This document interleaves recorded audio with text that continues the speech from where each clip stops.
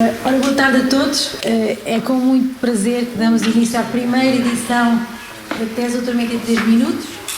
Como já todos sabem, temos a maior parte dos candidatos do júri. Portanto, esta competição está integrada numa competição internacional que está a ser desenvolvida pelo Coimbra Group. Coimbra Group tem o nome da nossa universidade, mas na verdade é um consórcio de universidades que já existe desde 1955 e que envolve cerca de 40 universidades europeias. Portanto, em todas essas universidades está a decorrer esta competição interna, para depois esperamos que um dos nossos campeões vão lá representar a Universidade de Coimbra. Portanto, só serão 3 das universidades todas. Portanto, é com muito gosto que vemos os estudantes de doutoramento a participarem em atividades como esta, e em especial saber que de várias áreas.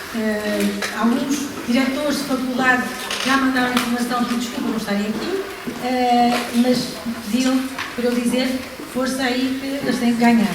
Agradeço também ao júri, especialmente aos mais resistentes que ainda aqui estão, fizeram a avaliação das pré-candidaturas e vamos estar aqui à tarde e vamos usar então o tempo tão precioso para avaliar os melhores. Espero que seja uma tarde pelo menos interessante, diferente, e estou certa que daqui vai sair o campeão que vai chegar a Montpellier e vai nos defender. Boa sorte a todos e vamos lá aos 3 minutos. Então. Passo a palavra então à Ana Carvalho, que grande dinamizadora tudo isto. Esqueci-me só de agradecer também à restante comissão de organização, que tem apoiado, mas a Ana vai explicar um bocadinho, vai rever as regras.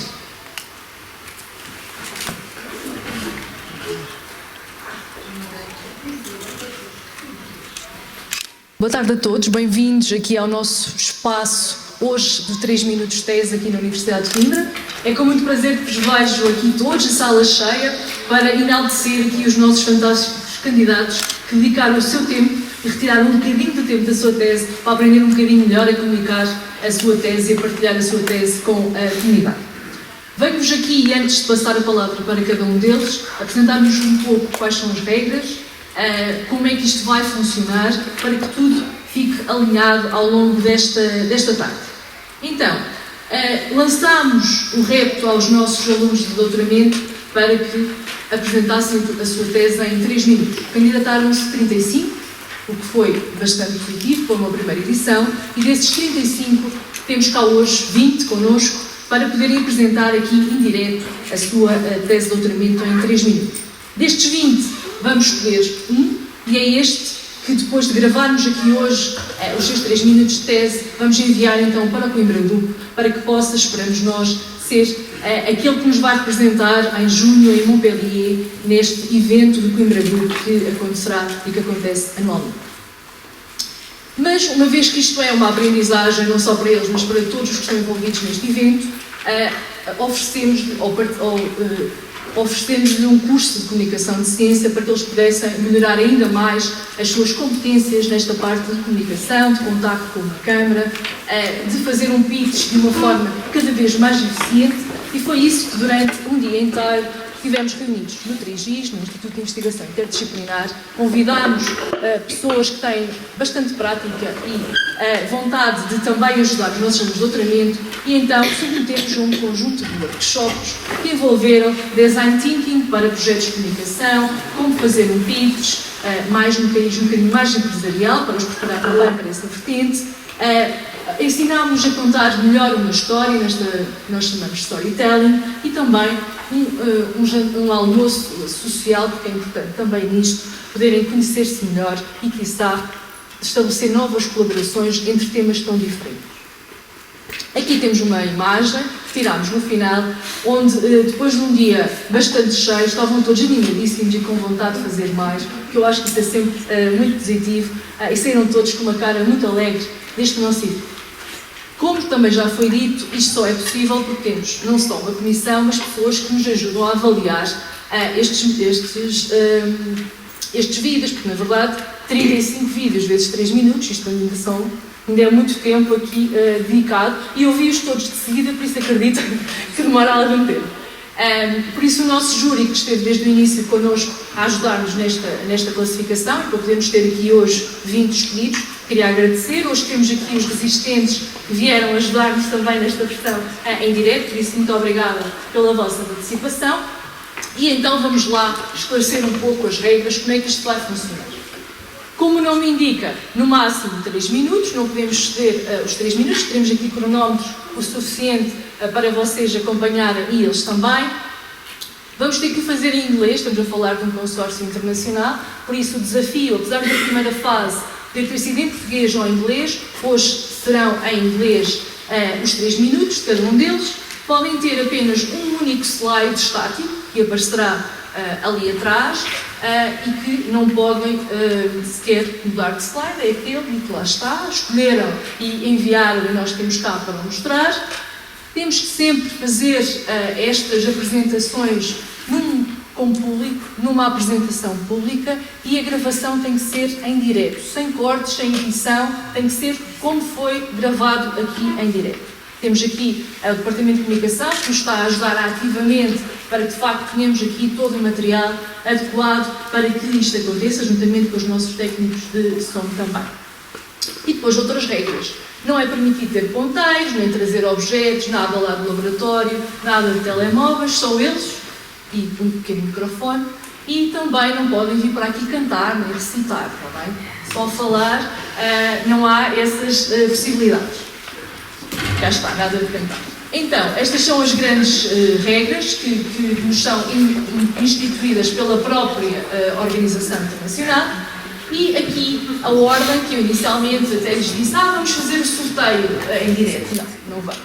Fizemos esse sorteio previamente, enviámos a ordem do sorteio, eles já estão ali alinhadíssimos para avançar para as suas apresentações, e estas são as ordens. Tem ali o André Fonseca, que está um bocadinho mais pequenino, porque ele está no Brasil e não teve a oportunidade de vir. Partilhou connosco, gostou muito de ter feito parte desta competição e que estará provavelmente para uma próxima, assim possível.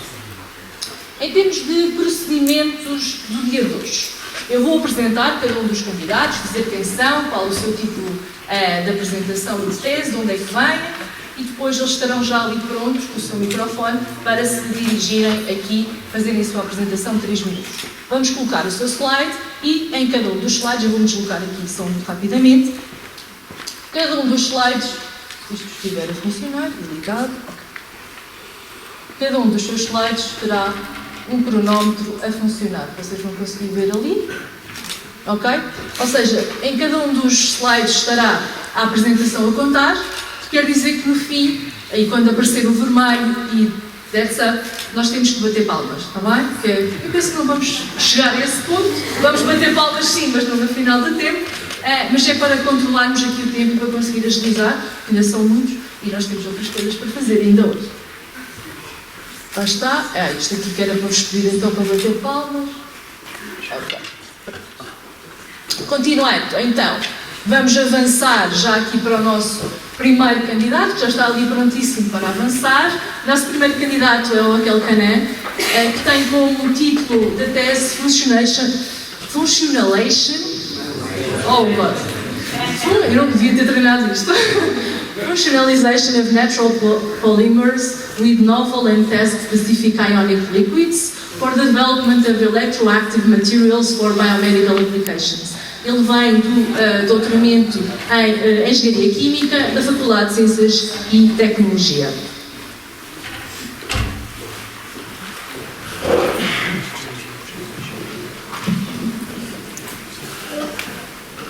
Do you remember when we lived in a world where every single electronic gadget had its own separated functionality? For each single task, we needed a different device, and this was neither handy nor interesting. This changed when smartphones were created in order to make our lives better. The word smart and smart telephones represent telephones that can rapidly perform multiple and complicated tasks at the same time on one same device.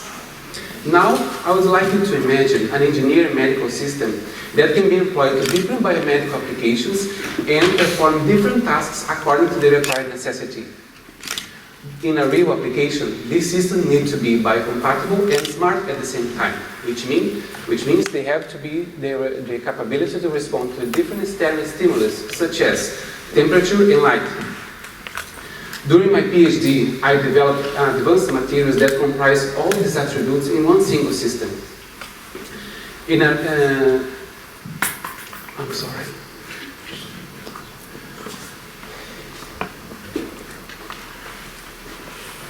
My focus was the development of multi-stimuli responsive materials based on natural and synthetic polymers and polymerizable ionic liquids that present control response over changes in pH, ionic strength, and electrical current, and when employed in complex environments such as those found in different parts of the body.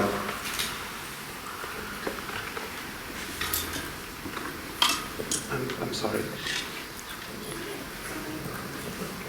Yeah. I could develop materials that present different biomedical applications, such as iontophoretic patches, soft actuators, tissue engineering scaffolds, and hemostatic dressings. For example, I could develop a material that presents both enhanced and controlled release profile of lidocaine through the skin, which is a drug commonly used to relieve pain during medical procedures, and also hemostatic capability that prevents blood loss from an injury. Another interesting achievement was the development of electroactive soft actuators that present mechanical movement in response to electrical stimulus. These materials, for example, can be used as advanced tissue engineering scaffolds to induce tissue regeneration and growth. So to sum up, these materials offer new possibilities to satisfy current demanding and up-to-date technology requirements, and may represent a better future for all of us. So the next time you think of biomedical applications, be smart and think of smart materials. Thank you.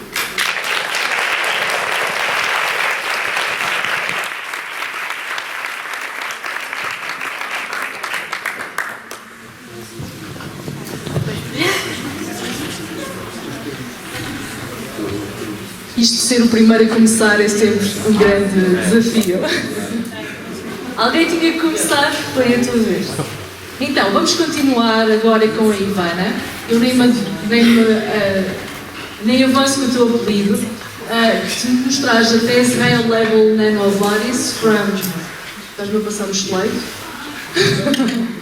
From chameleon species as promising diagnostic agents for HER2 positive breast cancer.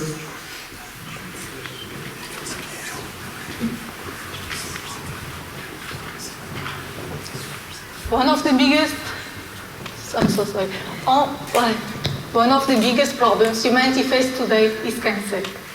Do you know what cancer is? I have a story for you.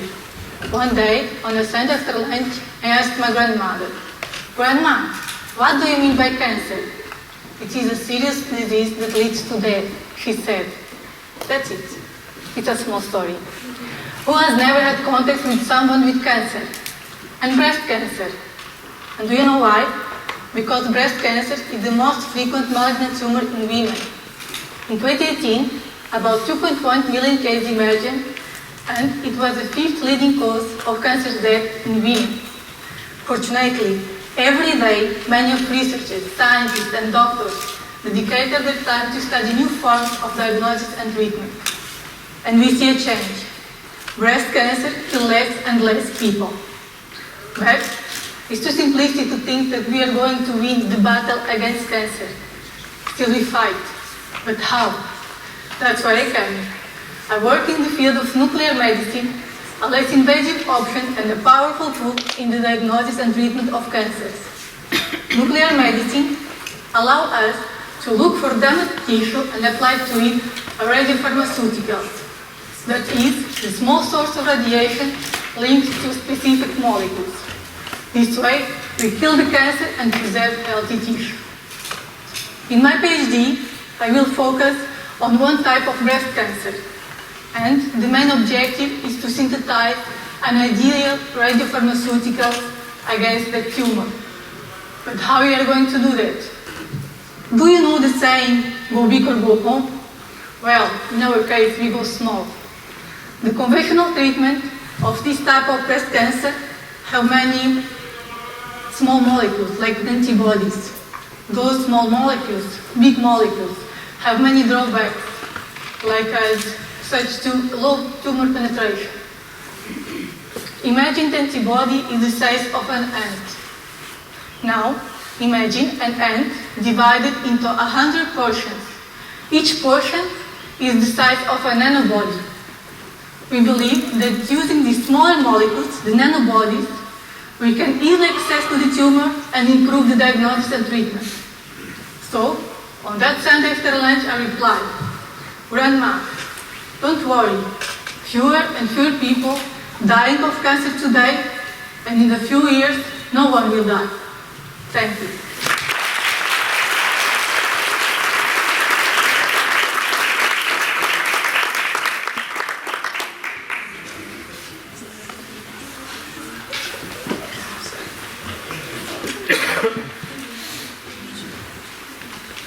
Obrigada, Ivana. Vamos continuar então com a nossa terceira participante, Letícia Gaspar, que nos traz a tese Detecting Sleep Apnea in Blood, a New Diagnostic Method.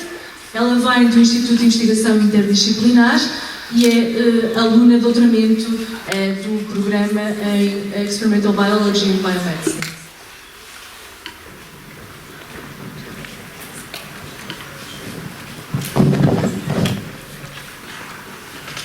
Do any of you know if you have obstructive sleep apnea?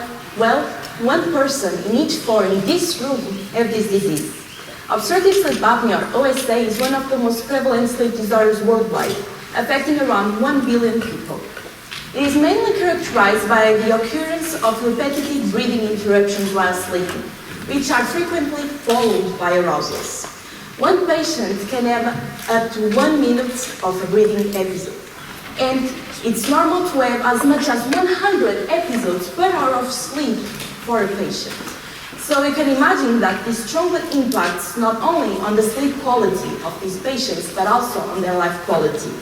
Moreover, long-term, untreated sleep apnea also promotes the development of several conditions, such as hypertension, cardiovascular diseases, excessive weight, or depression.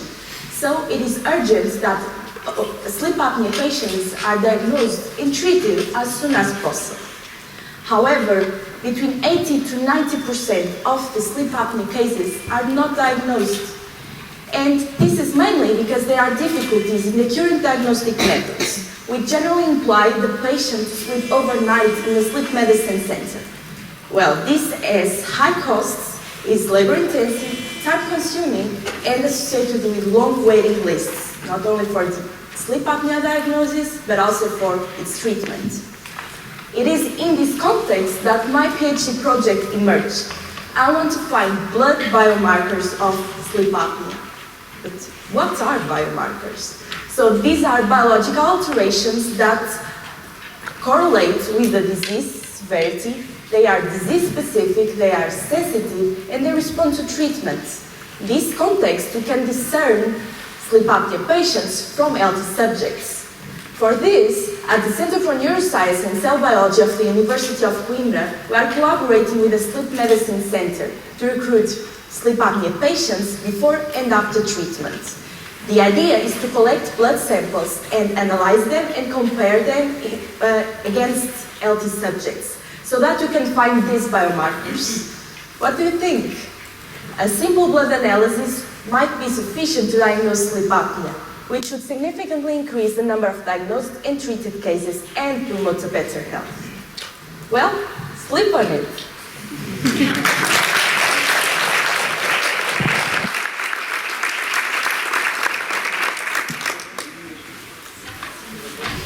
Obrigada, Letícia. Continuamos então com a Lígia Fão, que nos traz a tese Cutifin Protein via Therapeutic Target in Huntington Disease. Ela vem da Faculdade de Medicina, do programa de doutoramento em Health Sciences.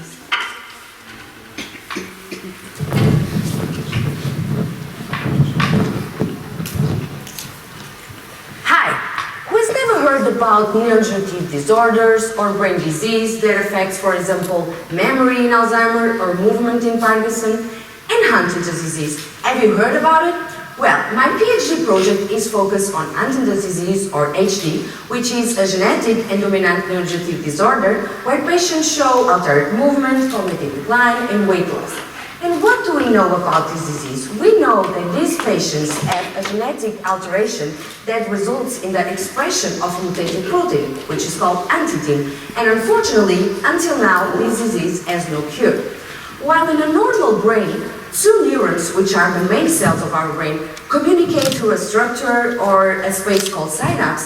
In HD, this communication is impaired and the information does not pass as it should. Additionally, the energy factories of our cells, the mitochondria, are also altered, and this whole set of failures results in cell death and symptoms manifestations in our patients. But how the expression of a mutated protein, in this case huntingtin, could lead to cell death in our brain? Within our cells, there are hundreds of proteins working together, and at the same time to make sure that everything goes as it should.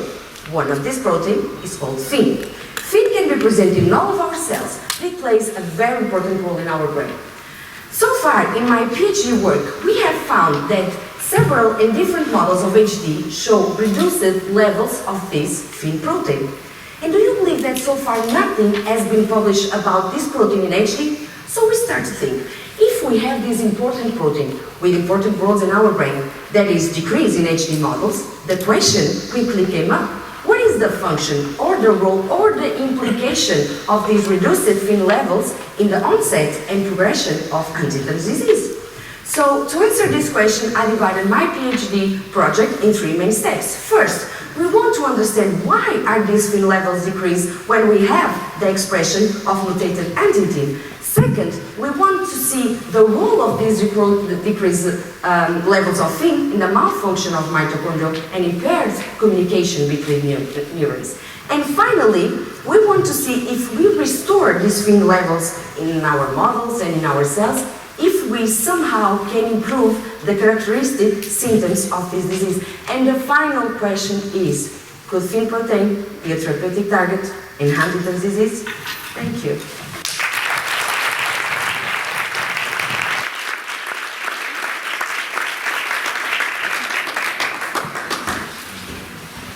Obrigada, Lígia. Vamos continuar então com a Mariana. A Mariana Sampaio traz-nos a tese Virtual Reality Mindfulness as a Tool to Manage and Decrease Social Workers Burnout.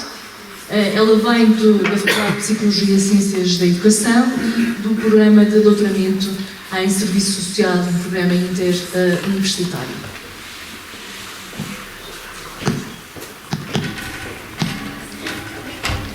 What is the first thing that comes to your mind when someone tells you they're a social worker? More often than not, the first thing people respond to me when I tell them I'm a social worker is, wow, that's a really difficult job. And yes, they're right. It is a very demanding profession, usually with large caseloads, and cases that are emotionally charged and difficult. In addition, our current neoliberal ideology has impacted social policies, developing social services, grounded on business models, focused on productivity. As a consequence, we see an increase in bureaucracy and a decrease in funding and staff. That impacts social workers in a way that increases their probability of having burnout. So, burnout is a very debilitating condition that impacts a person's physical and psychological health. It is connected to lack of concentration, anxiety, depression, heart problems, neurological dysfunctions, among many other negative consequences. So what do? Well, mindfulness is the practice of being present in this moment without judgment. And it has been shown to be very effective treating the symptoms of burnout. However, it is not easy to practice mindfulness. It is simple, but not easy. It is not easy because it requires a lot of patience and dedication. And as you can imagine, that is very difficult for someone experiencing burnout. So my thesis project will study virtual reality mindfulness as a tool to manage and decrease burnout among social workers. Virtual reality, or VR, immerses people into the virtual environment and decreases distraction, creating what scientists call a sense of presence. So, I believe virtual reality mindfulness can decrease the barriers related to mindfulness engagement and being a powerful tool to help social workers. This is the first time virtual reality mindfulness will be studied with professionals that experience burnout. So I'm really excited to see how VR mindfulness can help social workers continue to help people in need and improve our society as a whole.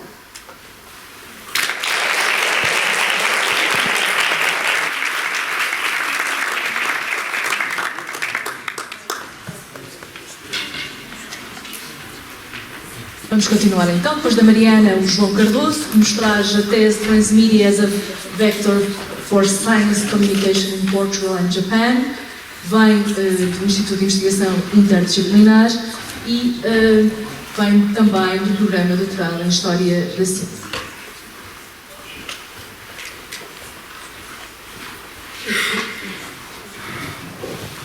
Hi. Did you know there's a deep historical link between Portugal and Japan that goes back 500 years ago? And did you also know that you say bread as pan in the Japanese language, which is highly similar to the Portuguese way of saying pão? To show you this and much more influences, I ask all of you in this room to go on a ship with me and go back in time to the 16th century, where the first Portuguese people were arriving in Japan. There, they shared their peixinhos da horta to what we know as tempura, pão de ló as castera, and were even on the foundation of the first hospitals in Japan.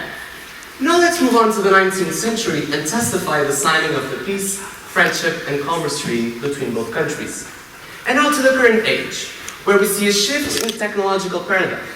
Japan has rose to be one of the worldwide powerhouses when it comes to science and technology, and its knowledge has been influencing Western countries, such as Portugal, as well as some parts of its culture, such as anime, for example.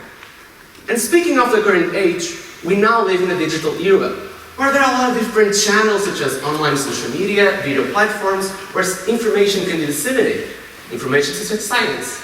And the usage of different channels to convey different storylines that can complement each other is called transmedia. But there's a bad side to this availability. As there are a lot of different channels, there's also a lot of opportunities where fake information or fake news can be disseminated, misinforming society. Therefore, this is one of the main goals of science communication, to tackle this issue and promote a more active and knowledgeable society when it comes to science. And associated to this concept, we have health literacy, which is a public understanding of science and health-related topics. Surprisingly enough, both countries have low rates of health literacy, which could have deep impacts on political outcomes and the public's view of science and the scientists. So with my PhD project, I want to change this paradigm. I want to use science communication as the main vector to promote health literacy in both countries. But how? Currently, I'm already testing already established transmedia strategies and see how they can promote health literacy. Then, I will put a closer lens on the Japanese-Portuguese liaison and find common and cultural, scientific, and cultural backgrounds. And then I will target these common points by developing novel science communication transmedia strategies, using anime as the main vessel that can resonate with both countries' culture. In the end, this project is meant to promote health literacy and further approximate both countries. It's also meant to lay a blueprint for other cultures to identify with science as well. Because I say that after the English language, science should be the next global language. And I also think this project will build us a better ship for us to travel through time between the history of these two countries. Friendship. Shall we embark on a new journey? Thank you.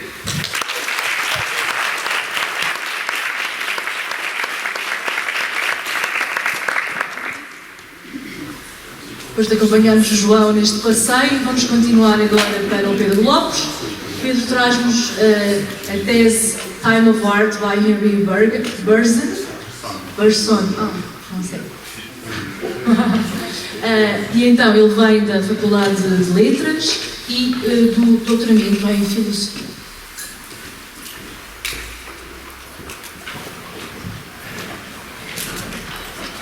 The continuous movement that I make with my arm, it can be visually perceived by each one of you, right?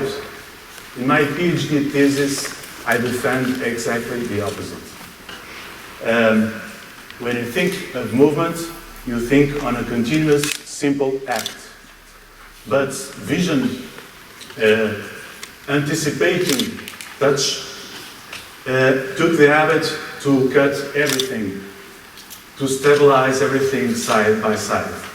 Due to that, visual perception in motion, in succession, it is always and always needing a referential, it is always discrete and relative. But being discrete, how can vision accompany movement's own continuity? My own opinion it is, and my thesis it is, it cannot. Vision, it is only illusory to accompany movement. To accompany movement, you need to listen. Only listening, you can accompany every movement that you have. Let's get some examples. For instance, if you think in filmmakers or producers, they use music and sound to give fluency to a scene, to give action, to give movement to an action, and to give unit to an act. Other excellent example is the one of reading. When reading, I see characters and I see words. But when I'm seeing characters and words, the question of meaning, it only comes by hearing. I always hear a voice, most of the time it is mine, and it is that gives me the sense of and meaning of the text. If I am distracted, I will still see the words, but I have nothing of meaning, because the meaning it is, and the movement it is always in its hearing. So what are the main consequences to drawn from this investigation? Memory, self-conscious, and individuality should be sustained on the auditive sense. If you want to understand the performance of a great artist, of a great teacher, of a great sportsman or woman, you should see and you should look and you should follow the way they hear and not the way they see. Only the first will say the right answer to that. Life, planet, and all things are movements. Movements and changes that... Thank you.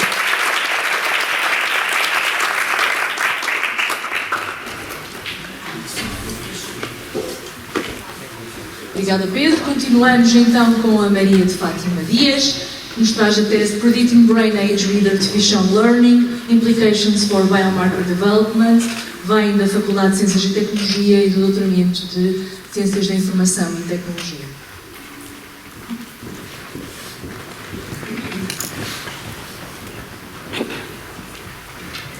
How old are you? This is an easy question, right? Since we just have to make the difference between today and the day you were born. This is called chronological age.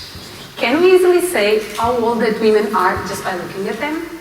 Though the exact year might be hard to pinpoint, we could get very close. And why is that? That is because we have age patterns. Unfortunately, we gain wrinkles and white hairs. What about the brain? Does the brain also have an age pattern? Yes, it does. As time goes by, we lose brain tissue. And in some neurodegenerative diseases, such as Alzheimer, this loss is more significant. Alzheimer affects 10% of all people over the age of 70, and age is a risk factor. This is quite scary, since we live in a world where the life expectancy is increasing. And additionally, the disease onset starts many years prior to the diagnosis.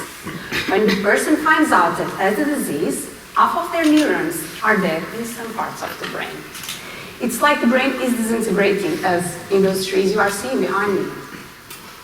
This has a huge impact in these people's cognitive performance, and in particular, in their memory. Imagine your parents that have known you all of your life suddenly would not be able to recognize you. That would be too painful, right? Today, there is no treatment or cure for Alzheimer. possibly because it's detected on a late stage. So wouldn't it be great if we could catch Alzheimer's in an early stage so novel treatments could be tested? That's what I'm trying to solve in my PhD thesis. I will use magnetic resonance imaging, or MRI, coupled with artificial intelligence models to predict the person's brain age. MRI gives us two types of information. On one hand, anatomical, where we can see the brain tissue. And on the other hand, functional. It's like a video of the brain where we can see the neurons' activity. Both of them change with age. And I will use that feed artificial intelligence models to predict the person's brain age. Artificial intelligence is an emerging area, widely used in multiple fields. And why? Due to its capability of extracting valuable knowledge from data. And in my specific case, I expect these models to extract brain age patterns from MRI images. Patterns that might be difficult or even impossible for a doctor to catch by eye. The hypothesis is that a person with Alzheimer's would have a brain age greater than chronological age. Hopefully, this would enable the early diagnosis of Alzheimer's and open the door to new treatments or even a cure. Thanks for listening.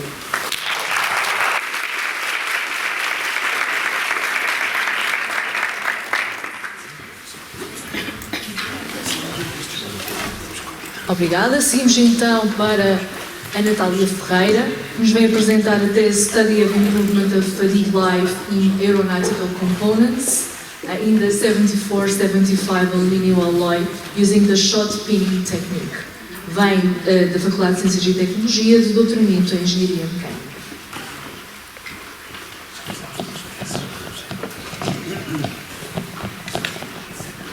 Hi, good afternoon to all. All of us, unfortunately, listened in the news a lot of accidents and occurrences in aeronautic aircrafts. It's a bad news, and my PhD, its focus to reduce or eliminate them. My study is the improvement of the life in fatigue of the 74-75 aluminum alloy by the process of shot pinning. The fatigue is one of the main problems associated to the aeronautical components because essentially of the flight cycles. During the flight cycles, takeoff, flight and landing, the aeronautical components are under very several conditions. Pressurization will pressurize very high temperatures and very low temperatures. These effects cause in the aeronautical components internal stresses that, in the limit, cause the fracture of these parts. The 74-75 aluminum alloy is the alloy studied in this PhD project because it's one of the most recent alloy to use it in the aeronautical components, specifically in the last aircraft manufactured in Portugal, the KC-390. This alloy is used on the parts on the central fuselage and the wings. Shot pinning is a process characterized by the projection of particles under the parts, accelerated in the subcurrent in the aeronautical parts, and which causes the relief of these internal stresses, which causes when the particles hit on the aeronautical parts. In this study, you use two types of particles, aluminum particles and glass particles, because of the difference in mechanical resistance. And for the parts test, you use flat parts and cylindrical parts, always with a knob, to simulate the most several parts in aeronautic. After that, we performed hardness tests, tensile tests, etc., to could obtain the best proposals for each aeronautical part, because we want always to continue to fly, but always with safety. Thank you.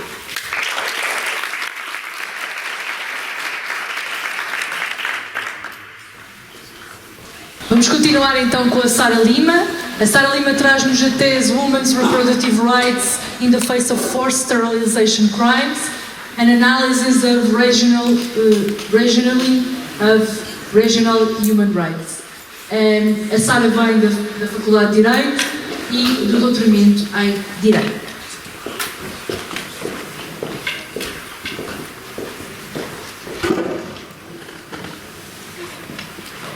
Since antiquity, procreation has been considered a very important aspect of human life, and fertility a real gift.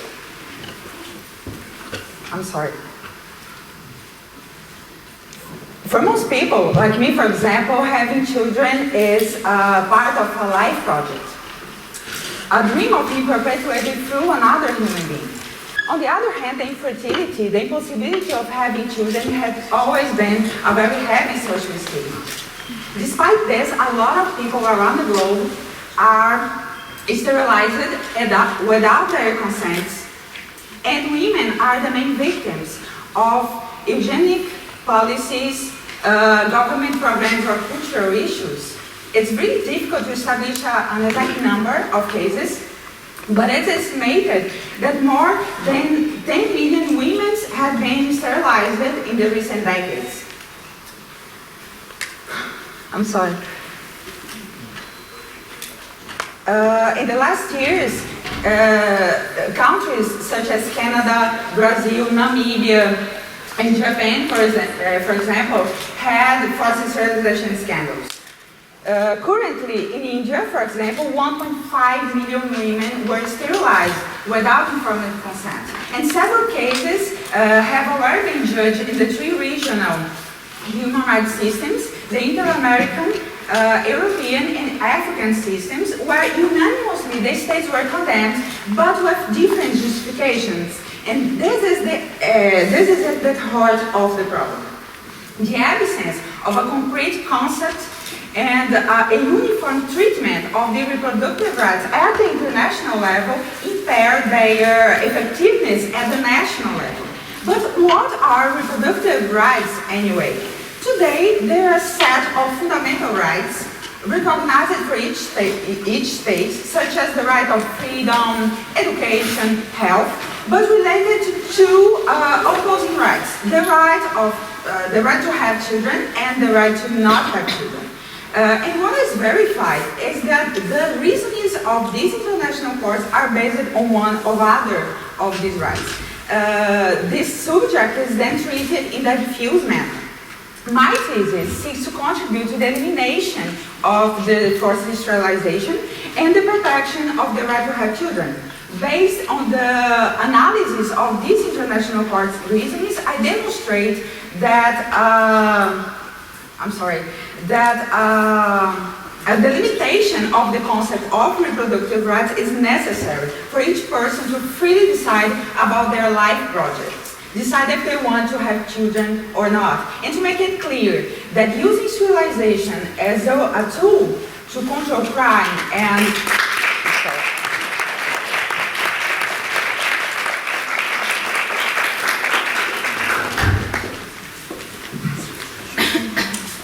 Obrigada, Sara. Continuamos então com o Ricardo Gomes, que nos traz a tese The Contribution of Trace Elements in the Ethiopathology Study of Grievous Changes in Human Skeletal Remains from Medieval to Contemporary Age in Portugal. Vem da Faculdade de Ciências e Tecnologia do doutoramento em Antropologia. So the first thing you should know about me is that I'm not a psychic, but I do see dead people every day. And worse, I work with them. I'm just kidding, well, sort of, because I do work with dead people. I work with ancient skeletons in order to reconstruct how past societies lived, because I'm a biological anthropologist. In my particular case, I'm interested in the field of paleopathology and to reconstruct patterns of health and disease in the past. For my PhD thesis, I'm studying particularly a pathology which is anemia. Anemia is a quite well-known disease nowadays. For example, iron deficiency anemia affects around 30% of the world population, mainly in developing countries. It's usually associated with low food intake, poor sanitation, and also with the appearance of some infections. Well, at the skeletal level, we have some sort of signs that have been correlated with anemia, although this is not consensual. We have tiny, tiny holes in this region here that orbits, and in the cranial vault that we call porosity. Well, we want to know more about this porosity, and we thought, how can we approach this theme with another point of view? Well, we thought a lot and came up with something: bone chemical content. Trace elements such as iron, for example, can be very helpful to know more about the homeostatic status of individuals. Well, but Houston, we do have a problem here. We cannot destroy bone. We cannot turn it into dust to chemical analysis because bone are heritage. So we came up with something, and we are using a technique which is called X-ray fluorescence in a portable device. And it's something this big. It's a little bit like a toy gun for you guys to imagine. We point it to the bone in direct contact, and in just 2 minutes, we have bone chemical contact. It's really, really, really amazing.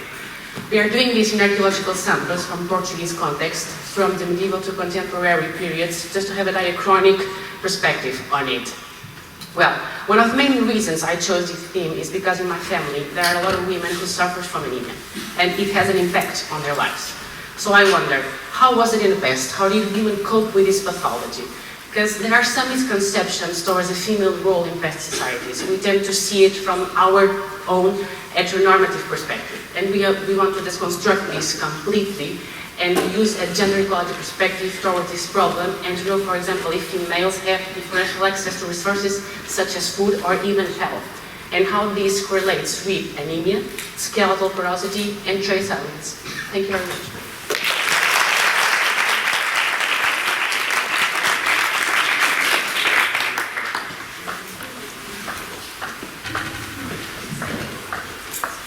Segue-se ao Ricardo a Daniela Cardoso. A Daniela traz-nos a tese Evidence-Based Practice in the Nursing Education Process in Portugal, que vem da Faculdade de Medicina e do doutoramento em Health Sciences.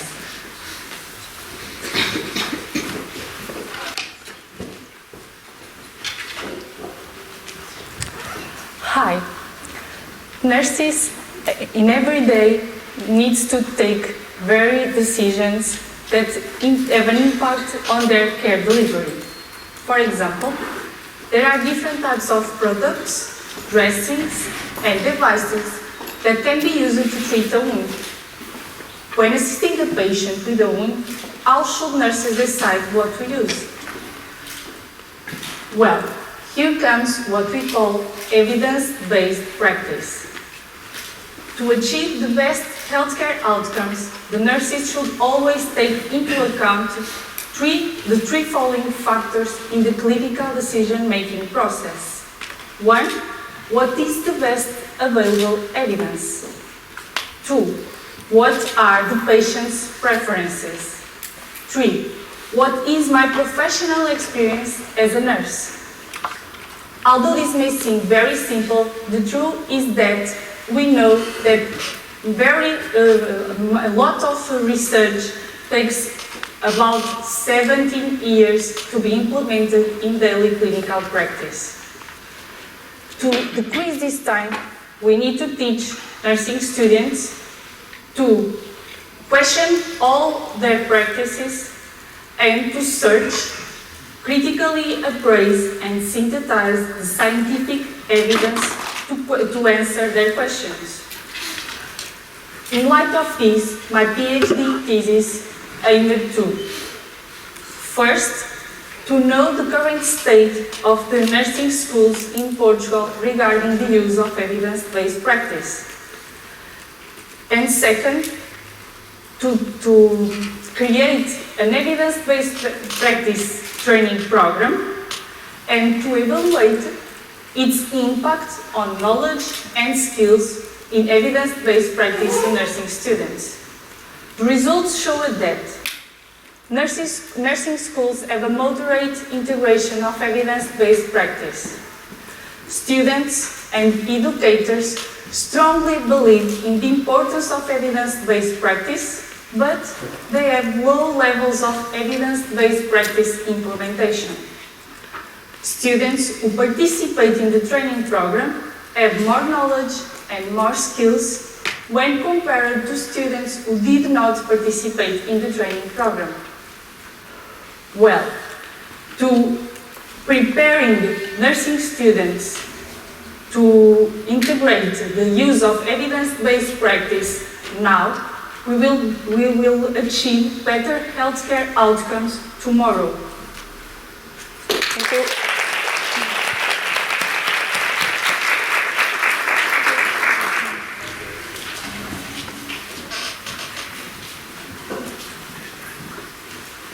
Segue-se a Ana Raquel Puxo. traz a tese Grants Administrative Law, vem da Faculdade de Direito e do doutoramento em Direito Público.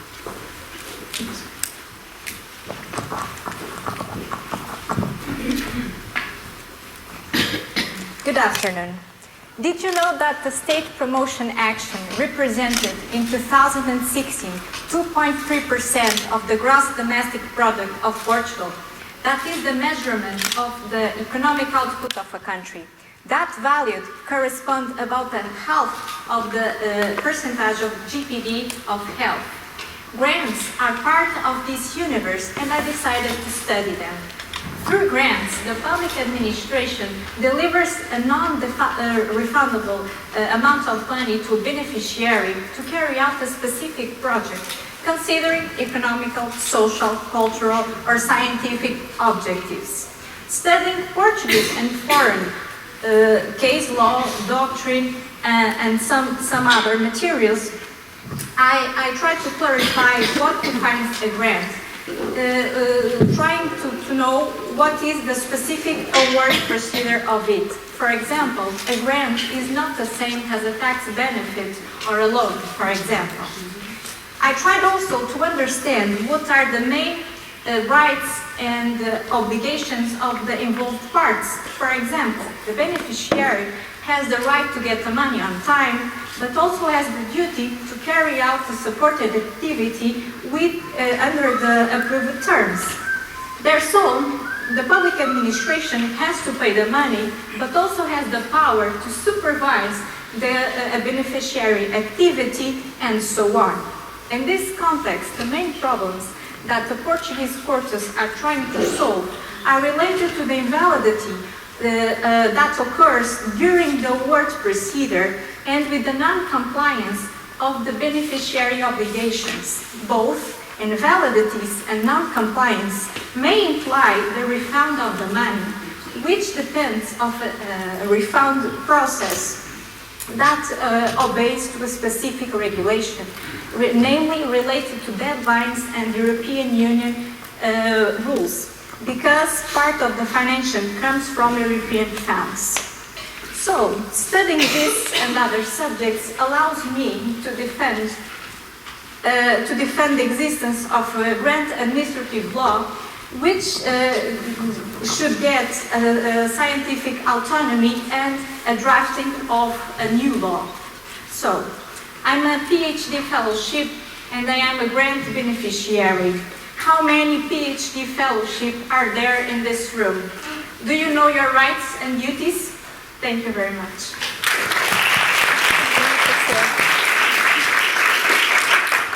Boa tarde. Quem me conhece sabe que comigo há sempre problemas técnicos. Eu vou aproveitar para partilhar convosco que durante a minha tese de doutoramento estava em plena defesa na apresentação e faltou a luz, o que quer dizer que eu não tinha apresentação. Então o que é que eu fiz? Virei o computador para o júri e continuei a apresentar. Por isso isto é sempre um bom exemplo para todos que os problemas técnicos acontecem sempre, mesmo em situações em que não deveriam acontecer, que é o caso.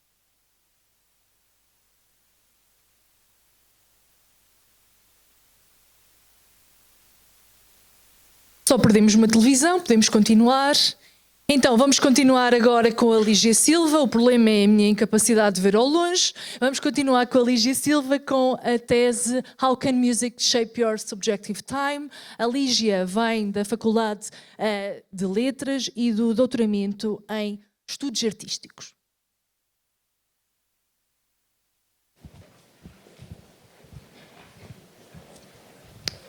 Don't we all feel the pressure of time these days?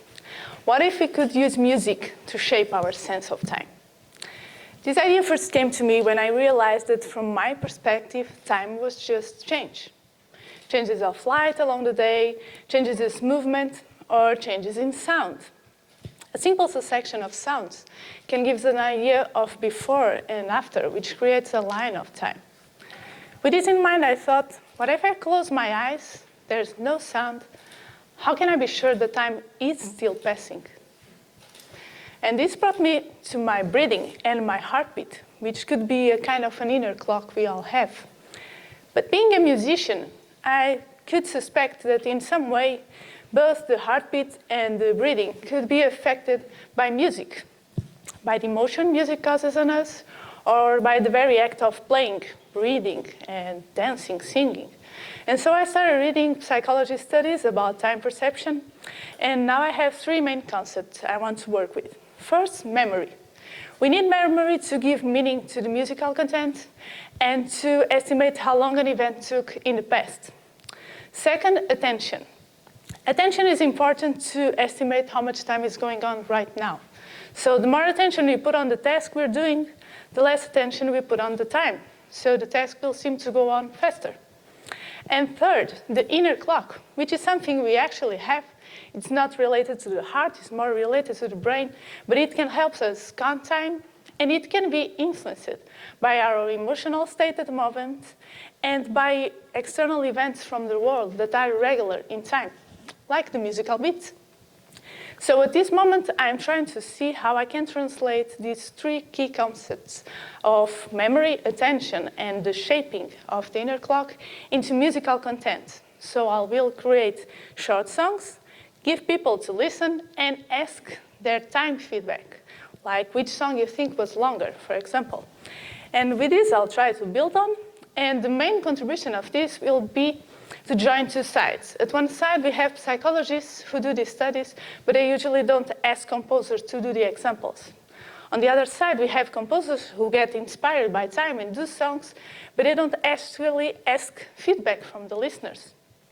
My futuristic goal with this would be if one day we could all use music to shape and manipulate our sense of time, in a similar way that we already use music to deal and shape our emotions, for example. Thank you all.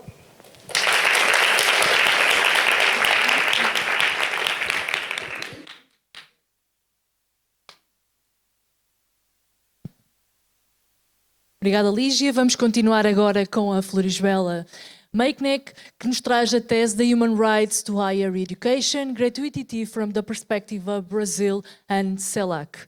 A Florisbela vem da Faculdade de Direito e de Economia, desta parceria, e do doutoramento em Direito, Justiça, Cidadania do século XXI.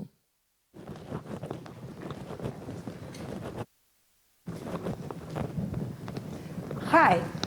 Have you ever thought about not paying for university anymore? Well, the work I am concluding focuses on free higher education in the context of human rights. Indeed, human right to higher education is foreseen in two treaties: the International Covenant on the Economic, Social and Cultural Rights, ICSCR, and the Protocol of San Salvador. Article 13 of both treaties states that higher education should be accessible to all based on each individual's capacity by all appropriate means, namely by progressive implementation of a free education. And the countries that signed the two treaties committed themselves to ensure the exercise of the rights recognized there.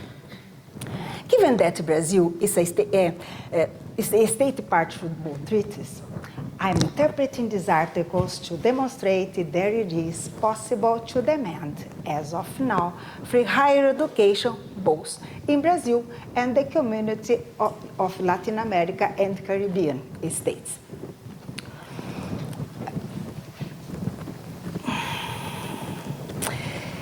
Indeed, excuse me.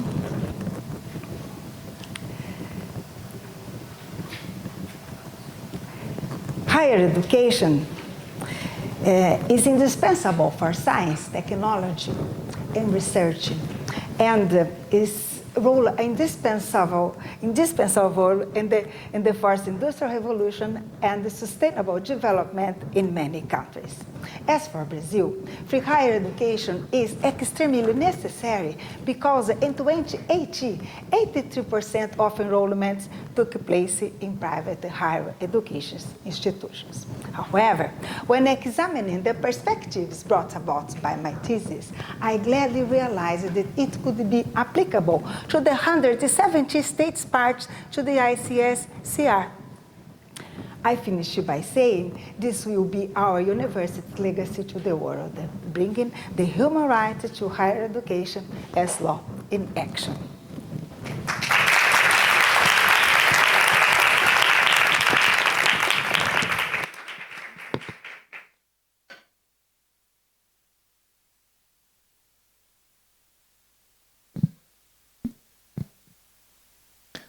Obrigada, Flores Vela. Vamos continuar então com o Mauro Pinto, que nos traz a tese Can your artificial intelligence algorithm predict epileptic seizures and explain it to a doctor?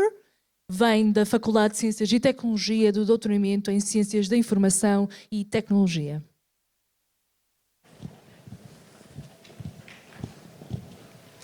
Imagine you are all doctors. You all work with epileptic patients. You know that 17 million people suffer from epilepsy and are resistant against medication. That is, you cannot stop seizures. So, I'm a researcher. I come to you and I have this device to you right here. You just need to place some electrodes on your head that read your electrical brain activity, and this device will fire an alarm before the seizure. So, your patient is driving, he hears the alarm, he stops the car, he has the seizure, all harms are minimized, right? So what is the problem? This device right here, the algorithms, they are so complex with millions of parameters, I cannot even explain them to him. That is what we call a black box model. Are you seeing my slide? It represents the amount of knowledge I have on my device. So, will you, as a doctor, give it to an epileptic? Well, no doctor will offer it to you because they have no trust and there is no such device on the market. So this is what I pretend to tackle. So imagine the brain is all connected, right? It's a roadmap. Imagine that the pattern that causes the seizure, it's the Route 66 from Chicago to Santa Monica. The most simple algorithms are only able to track one road sign, let's say Los Angeles. And if I am in LA right now, I'll be arriving in Santa Monica in half an hour. The most complex ones, they are able to fully track the Route 66, but on a very dense and incomprehensible manner. So what do? I go to this map, grab some roads, some road signs, put them in very simple models and try to find the Route 66. But what is the problem? How many roads are there? How many road signs? And combinations of them? Millions. I must make a very smart search. So I use search algorithms based in natural evolution, in Darwin's theory. Why? Because if you think about it, nature is a search algorithm. Nature is always searching for the best genes that allows us to adapt. So this is what I do. I create populations of bacteria. These bacteria have in their own DNA information about these roads and road signs, and the best that predict seizures evolve, reproduce, survive, and after many, many generations, my bacteria have evolved, and now they predict seizures. So what do? I study their genes, and I make this new device, which instead of a black slide, I have the full GPS of the Route 66. So, will you give this to those 17 million people? Well, this is just the first stage, but I think in the future, I hope the answer is yes.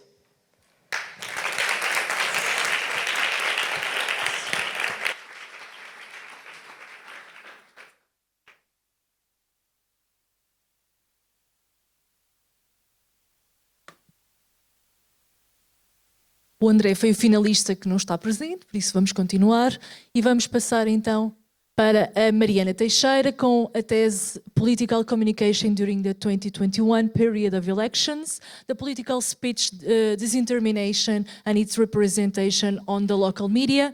Vem da Faculdade de Letras do doutoramento em Comunicações da Ciência.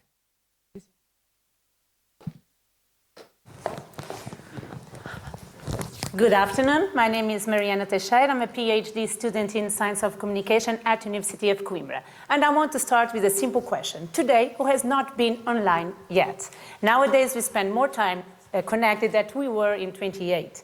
The way we communicate, the way you consume information has been changing a lot, and it's been reflected on the political communication and its relationship with the media. Thus, the object of this investigation is the political communication during the 2021 period of local government elections, the disintermediation speech, and its representation on local media. If, in one hand, it's still important to analyze the speech that are mediated by the media because of the impact that it still has, in the other hand, it's important to analyze and to study the speech not mediated, directed speech increasingly presents on the strategies of political communication. And the truth, is that The new technologies have deeply changed the rules of the game, and it's obvious the games of the political game. Maybe this change can be related with the growing levels of skepticism towards the political and the media. The disintermediation and along with the fascination with the social networking sites gains a particular importance in this context. However, this huge rise of communication and information is far away to be able to explain the world. In fact, it demands ready and competent mediators, such as journalism, to be our translator of this in certain time. The focus of our investigation is the study of a local reality. We will analyze the two political forces running for the principal political forces running for the town council elections of the 6 districts capitals in the central region: Aveiro, Castelo Branco, Coimbra, Guarda, Leiria, and Viseu.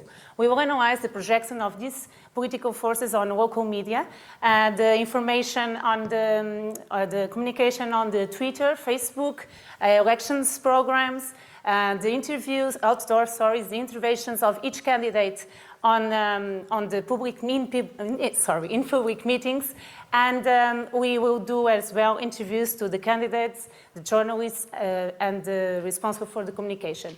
This investigation aims to analyze the digital impact of the strategies of local communication, political communication, and generate new readings, giving visibility to those remote areas that very often kept invisible. I hope to have been clear as I intended to be. Thank you for your attention.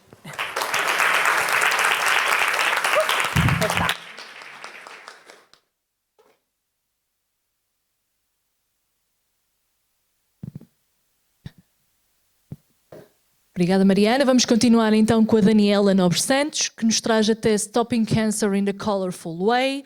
Vem da Faculdade de Ciências e Tecnologia do doutoramento em Química.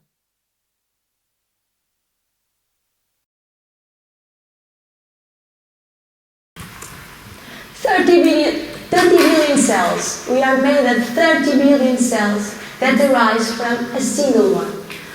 When we look at the cell, we can see that the genetic material, the DNA, is stored in the nucleus, arranged in chromosomes. At the ends of each chromosome, there is a portion of non-coding DNA. This means that apparently this DNA has no function, and we call this portion the telomeres. However, as we all know, the cell doesn't waste time or resources. Actually, at each cell division, when one single cell gives rise to two equal to each other, the telomeres are shortened until there comes a time when the cell cannot divide anymore. This happens because the telomeres achieve the limit length that allows the cell division in a safe way. On the other hand, there is a protein, the telomerase, which is like a fireman, and its function is to rebuild the telomeres after a cell division. The problem here is that from one division to another, this fireman is getting tired and cannot rebuild the telomeres into totality. Well, in this way, the cells know that after several divisions cannot divide anymore, and maybe one day will die. Well, this doesn't happen in cancer cells. Cancer is a disease that, among other things, is characterized by an infinite division of cells.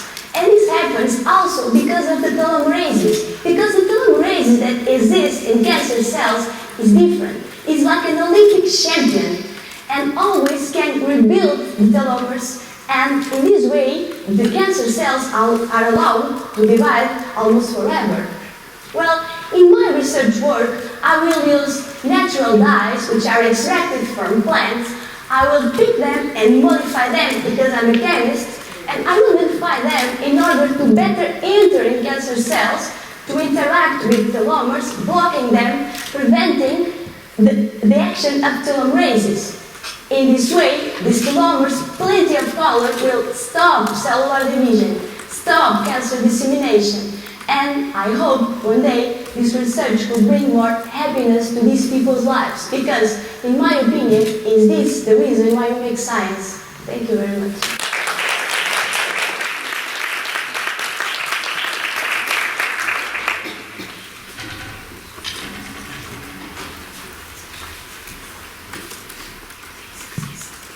Estamos a terminar. Vamos agora para a apresentação da Mariana Carvalho, que nos traz a tese The Legal Limits of the Performance of Courts of Accounts in the Control of the Quality of Public Policies. Vem da Faculdade de Direito e do doutoramento em Direito Público.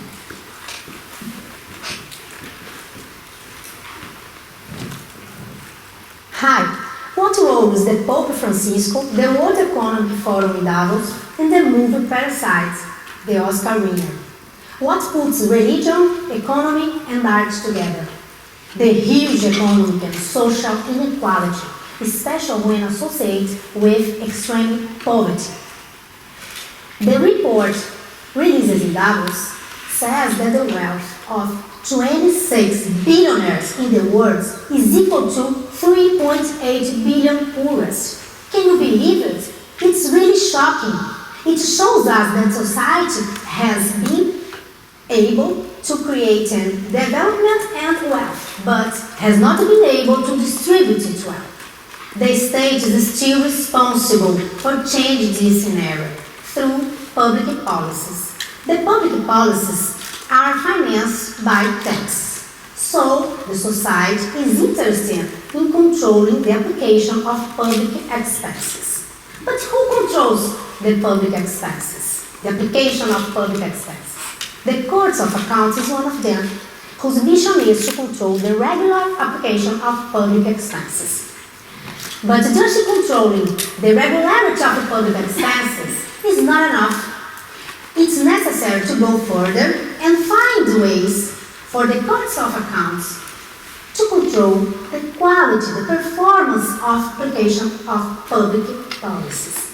In Portugal, for example, the Court of Accounts started doing this evaluation of public policies.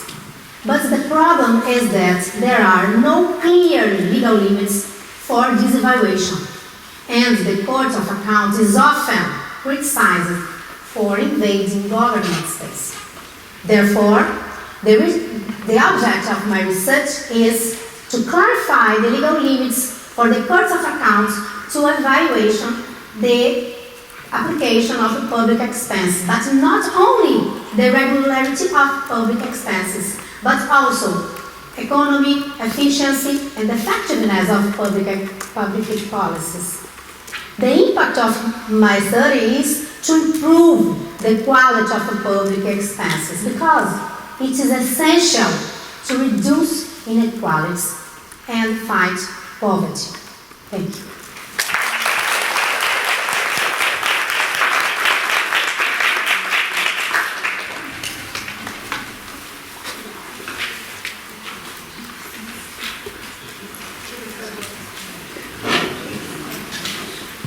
Depois das apresentações, vamos pedir então ao nosso ao nosso caríssimo júri que, se quiserem, podem retirar-se um bocadinho, tem ali uma sala para poderem. A Rita vai acompanhar-vos também, vai ajudar-vos. Só querem entregar o papel. Então, podem entregar o papel à Rita, que está mesmo atrás de vós, e a Rita vai fazer as contabilidades. E se calhar vamos, enquanto a Rita trata do assunto, nós podemos aproveitar este bocadinho para entregar os certificados aos nossos finalistas. E eu perguntava à senhora vice-reitora.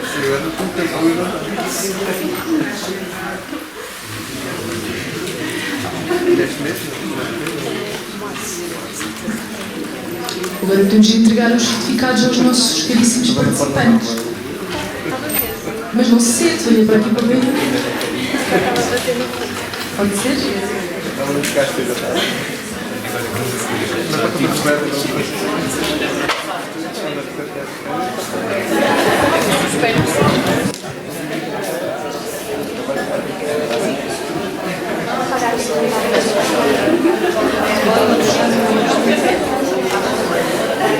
Então, Vamos entregar agora os certificados, não fujam, está bem?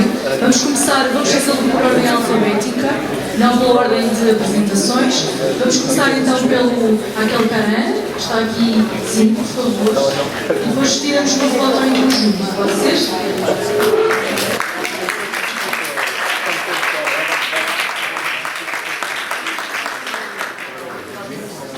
Continuamos com a Ana Coxo. Estava distraída. Ana Raquel. Sim.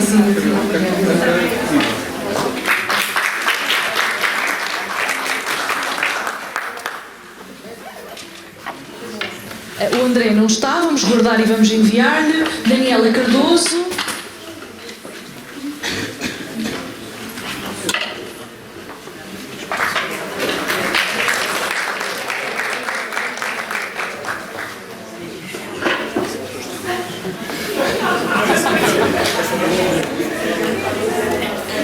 Continuamos com a Daniela Santos.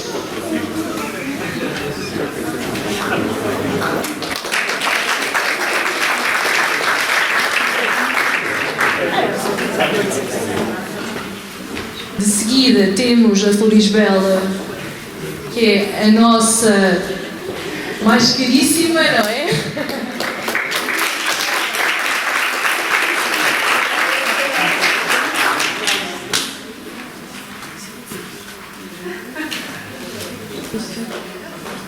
Continuamos então agora para a Ivana.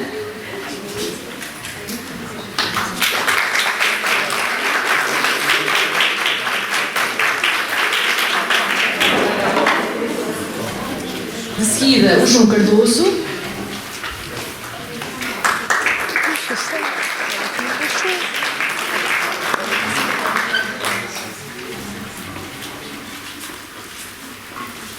De seguida temos a Letícia Gaspar.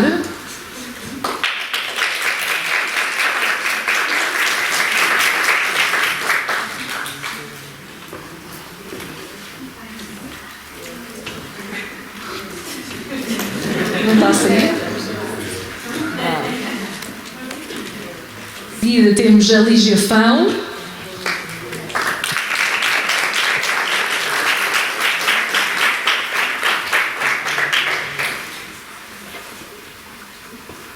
A Lígia Silva.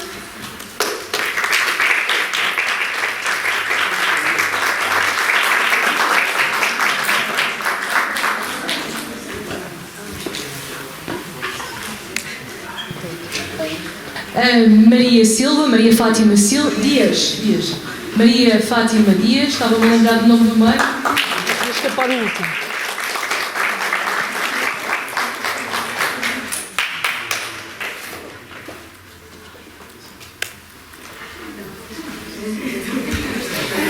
Não querem voltar.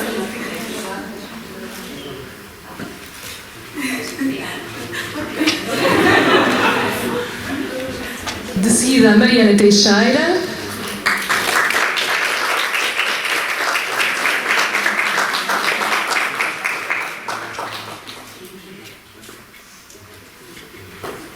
Mariana Sampaio.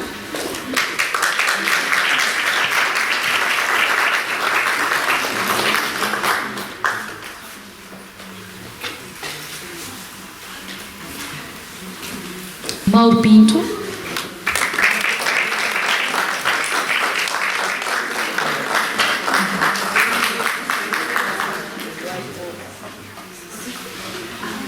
A Morgana Carvalho.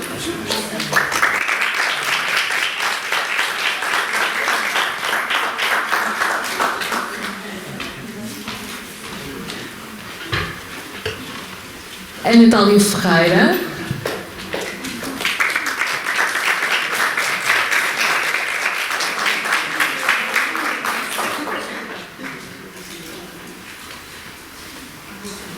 Pedro Lopes.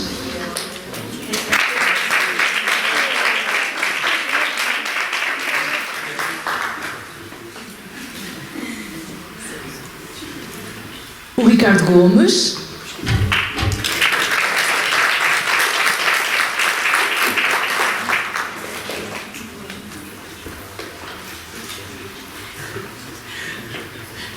a Sara Lima.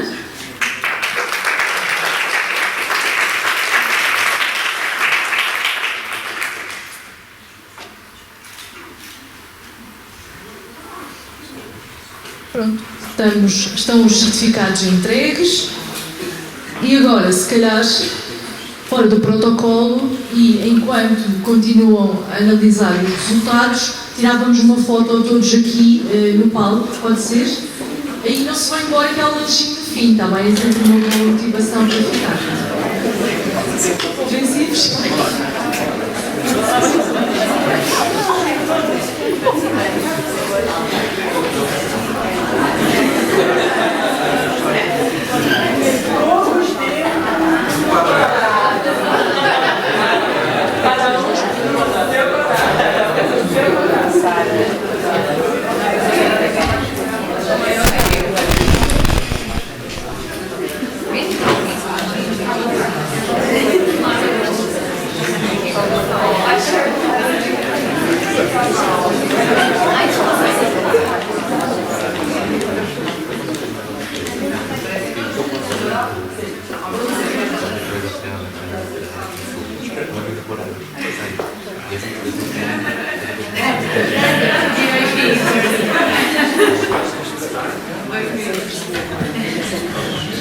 Você viu o texto?